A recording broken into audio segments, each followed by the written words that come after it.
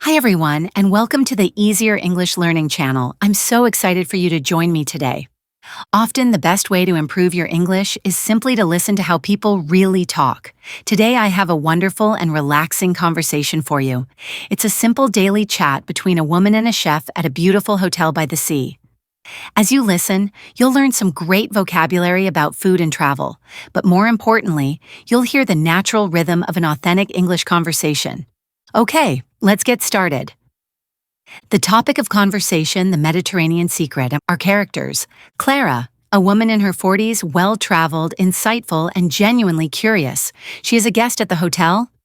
Chef Antoine, the hotel's executive chef in his 50s. He is passionate, warm, and finds deep joy in simplicity and quality. Imagine the early morning sun warming your face, the scent of salt and flowers in the air, and the sound of gentle waves from the Mediterranean Sea below.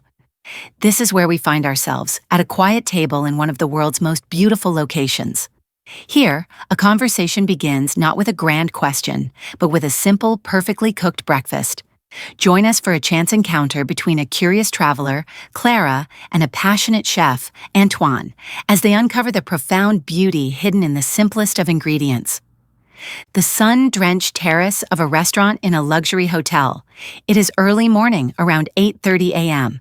The tables overlook the shimmering blue of the Mediterranean Sea. The air is fresh with the scent of salt and blooming bougainvillea. The conversation begins with Clara finishing her breakfast. She has a small plate with the remnants of what look like scrambled eggs. She looks incredibly content.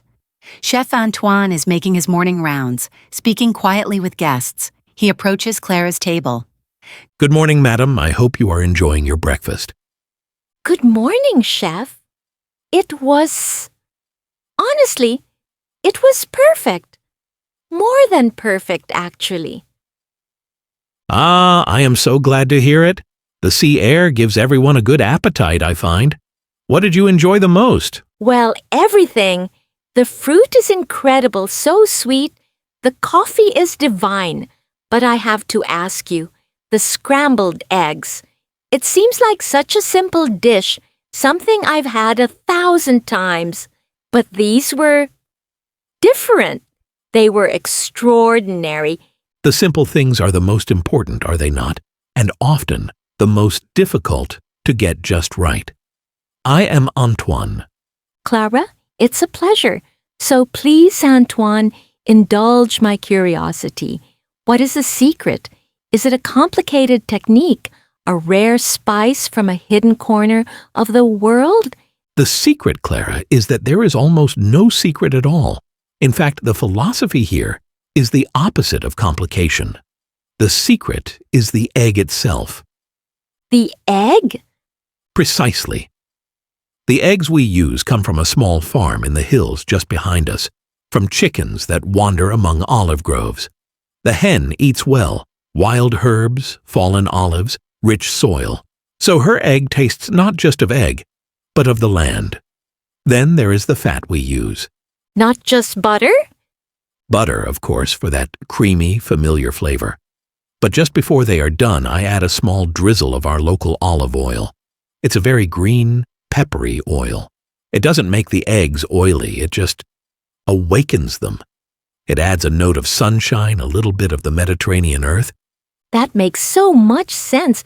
I could taste something bright and almost vibrant. It wasn't just richness. So it's not about what you do to the ingredients, but what ingredients you choose. You have it in one. My cooking, the cooking of this place, is a conversation with the ingredients. I don't tell them what to be. I ask them to express themselves. The egg wants to be creamy. The oil wants to be fruity. The salt, we use flakes harvested just down the coast, wants to add a little crunch of the sea. My job is just to be the mediator. I love that. A mediator in the kitchen? I'm staying here for 2 weeks, and I feel like I've just been given the key to understanding this place. This whole hotel, it has that feeling. It's luxurious, of course, but it's not loud. It's a quiet sort of luxury. I sat here yesterday for an hour just watching the light change on the water. The air feels different here, cleaner. It's profoundly peaceful. This is the magic of the Mediterranean. It forces you to slow down. You cannot rush the sunrise. You cannot rush the tide. Why should we rush our food? Tell me, what do you plan to do today? I'm going to read my book by the water, maybe take a swim. I have no grand plans, and that feels like the grandest plan of all. I was wondering, Chef, if I were to take one of your simple secrets home with me to try and recreate a little of this magic in my own kitchen, what would you teach me? How can a home cook make something simple, beautiful? A wonderful question. Let's forget the eggs for a moment. They are difficult without the right heat. Let's talk about the tomato.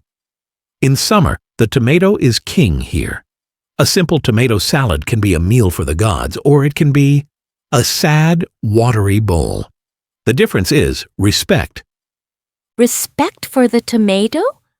But of course, first you need a tomato that has felt the sun.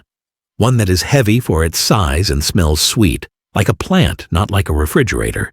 You find the best ones you can. You slice them, not too thin.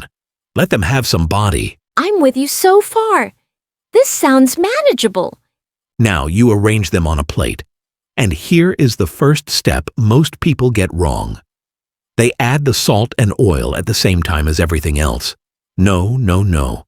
You must first salt the tomatoes. Just a sprinkle of good sea salt, and you wait 5 minutes. What happens? The salt draws out the water, right? Exactly. You will see them begin to glisten. The salt is pulling out their own essence, their own sauce. It is concentrating their flavor. They are no longer just slices of tomato. They are becoming the most tomato-eye version of themselves. That is poetry, Chef. Pure poetry. It is nature. After those 5 minutes, you can add your other elements. A few leaves of fresh basil, torn with your hands, never cut with a knife to avoid bruising. Maybe some very thin slices of red onion if you like a little sharpness. And only now, at the very end, do you drizzle the beautiful green olive oil over everything. You eat it immediately. The tomatoes are sweet and intense, the basil is fragrant, the oil is peppery. It is the taste of August by the sea. I will never look at a tomato salad the same way again. I feel like I've been shouting instructions at my food my whole life when I should have been listening. We all have. We are taught that cooking is about mastering a recipe, a list of instructions. But true cooking, I believe, is about understanding an ingredient, about tasting, smelling, and feeling. Your 2 weeks here. I challenge you. Don't just eat. I want you to truly taste. Taste the fish and think of the sea it came from. Taste the cheese and imagine the mountain herbs the goat was eating. I accept the challenge. Antoine, this has been more than just a lovely breakfast. You've given me a new perspective. Thank you truly. The pleasure was all mine, Clara. To speak with someone who is truly interested, that is a gift for a chef. When you enjoy your lunch today, tell me what you discover. He stands, giving a slight, courteous bow. Clara is left looking out at the water, a thoughtful and inspired expression on her face. The simple breakfast has turned into a profound lesson on food, nature, and the art of paying attention. And that's all for today's conversation. I hope you found it as inspiring as I did. If you enjoyed this episode, please consider subscribing to the Easier English Learning channel so you never miss a lesson. You can also help our community grow by leaving a rating and review on whatever platform you're listening on. Thanks so much for listening and happy learning.